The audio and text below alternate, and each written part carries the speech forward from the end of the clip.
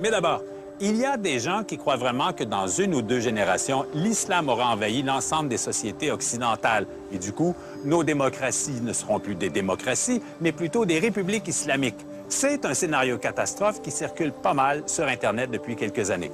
Alors aujourd'hui, à Second Regard, l'islamisation, est-ce que c'est une hypothèse valable ou est-ce tout simplement un mythe? Vous vous asseyez à votre ordinateur, vous mettez vos lunettes, ouvrez vos courriels, cliquez sur un lien envoyé par une connaissance et là, vous n'en croyez pas vos yeux. Sur une musique à vous faire des cauchemars, on vous annonce que le monde va changer. Et pas un peu. Les musulmans, nous dit-on, vont envahir l'Occident. Why? Immigration. Islamic immigration. On nous annonce par exemple que dans 39 ans, la France sera une république islamique, que le nombre de musulmans en Europe va doubler d'ici 20 ans pour atteindre 104 millions. Et évidemment, ce scénario s'appliquerait pour l'Amérique du Nord. And Islam is now the fastest growing religion. Je me suis rendu compte que c'était une évidence, cette idée d'islamisation, pour une grande proportion de la population. Tout simplement, j'ai voulu savoir si c'était vrai. Raphaël Liogier, qui dirige en France l'Observatoire du religieux, a fait enquête. Résultat, ce livre qu'il a intitulé « Le mythe de l'islamisation ». Pour moi, au départ, c'était ni un mythe, ni pas un mythe. C'était une proposition que j'ai essayé de vérifier. Mais il se trouve que, oui, c'est un mythe. Un mythe repose sur des faits, mais des faits qui sont interprétés autrement, qui sont interprétés dans le sens de, en l'occurrence, là, notre obsession. Cette obsession dont parle Raphaël Liogier serait due non seulement à une fausse perception, mais avant tout à une mauvaise lecture des faits, en l'occurrence des chiffres. On parle ici de natalité, d'immigration, de conversion.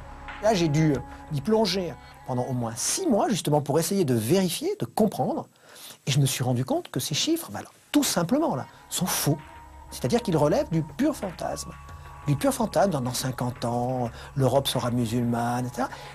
Globalement, à l'échelle planétaire, la proportion du nombre de musulmans par rapport au nombre de chrétiens, si on tient compte des évangéliques, est en décroissance. C'est-à-dire qu'il y a un accroissement, mais la part relative des musulmans et des chrétiens est à l'avantage des chrétiens dans l'évolution à venir. Sami Aoun est politologue, professeur à l'université de Sherbrooke, très branché sur les idéologies du monde arabe. Pour lui aussi, ces démonstrations pseudo-scientifiques faussent la réalité.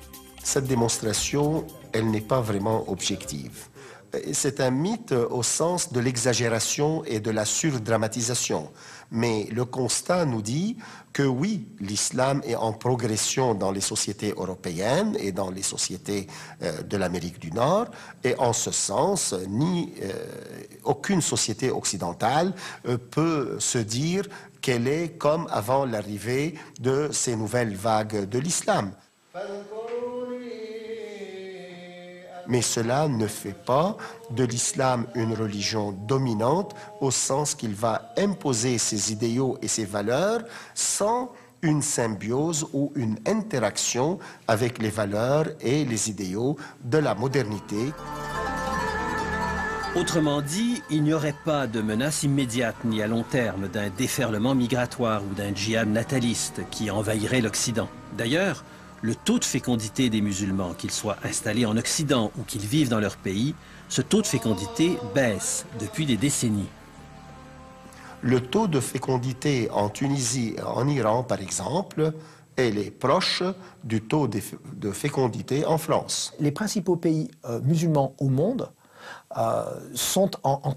subissent une crise véritable de la natalité. Il faut comprendre que la sécularisation, la dynamique de la capitalisation et les systèmes socio-économiques, qu'il soit le capitalisme, qu'il soit la société de consommation, s'imposent aussi sur les populations musulmanes de la sorte que eux aussi, les musulmans connaissent un recul démographique assez important.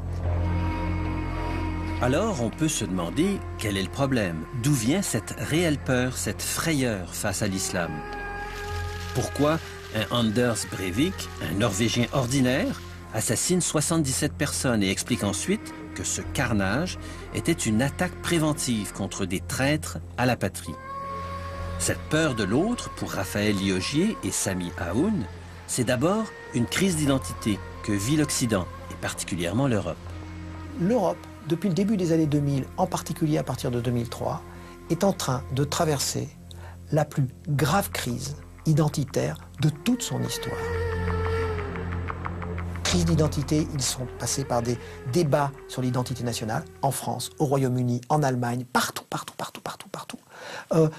Recherche d'une constitution européenne, échec absolu, débat sur les racines chrétiennes de l'Europe, etc., etc. Ce qu'on appelle l'ethnie blanche ou la race blanche, elle est comme en recul dans son rôle et son statut sur l'échiquier mondial et sur le système international.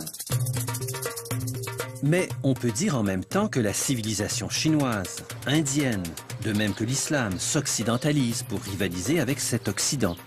Ils empruntent non seulement la technologie, mais aussi des idéaux et des valeurs de nos démocraties. Toute la question pour l'avenir est de savoir comment ces autres cultures vont s'approprier la modernité, sans renier leurs traditions. Et là, tout le monde est d'accord, l'islam a encore de la difficulté à apprivoiser cette modernité. Oui, l'islam a des problèmes avec la modernité. Les fondamentalistes et les extrémistes profitent des situations de turbulence, qu'ils soient en Syrie, qu'ils soient en Irak, qu'ils soient ailleurs, pour se présenter et s'offrir comme défenseurs de l'islam, et ils sont les vrais porte-parole de l'islam.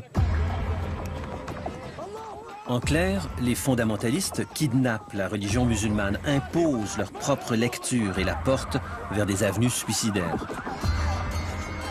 Ce terrorisme fait peur à l'Occident, mais il fait peur encore plus à la majorité des musulmans.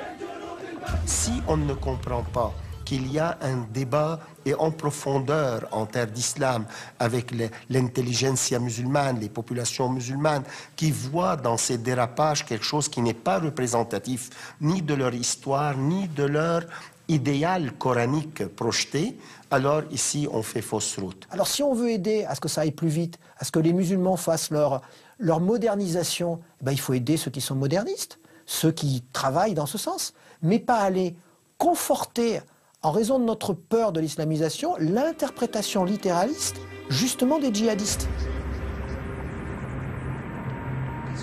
Autrement dit, avoir peur, c'est donner du pouvoir à l'autre. Mais qui sont ceux qui mettent de l'huile sur le feu? Qui alimente cette peur? Ce sont soit des nationalistes identitaires, soit des activistes religieux qui craignent la montée de ce qu'il appelle le péril vert. Cette vidéo, elle vient effectivement, on sait aujourd'hui, de mouvements évangéliques protestants Amérique du Nord, issus de l'Amérique du Nord, des États-Unis probablement. Le Vatican a condamné cette vidéo de propagande haineuse. Le dialogue est le mot d'ordre. De même pour Raphaël Liogier et Sami Aoun, il faut que l'Occident reste ouvert, devienne un pôle d'attraction, de démocratie, de non-violence, d'état de droit, tout en se tenant debout, c'est-à-dire rester cohérent avec ses principes, offrir un modèle au monde en quelque sorte. Le défi, c'est de poursuivre le dialogue, mettre des limites à l'usage de la violence et essayer d'accompagner, soit au niveau théorique ou idéologique ou conceptuel, l'apparition d'un islam plus en arrimage avec le siècle des Lumières, avec ce qu'il cherche. Aussi, au niveau politique et géopolitique, arrêter les incursions, si vous voulez, aventurières dans les affaires de ce monde.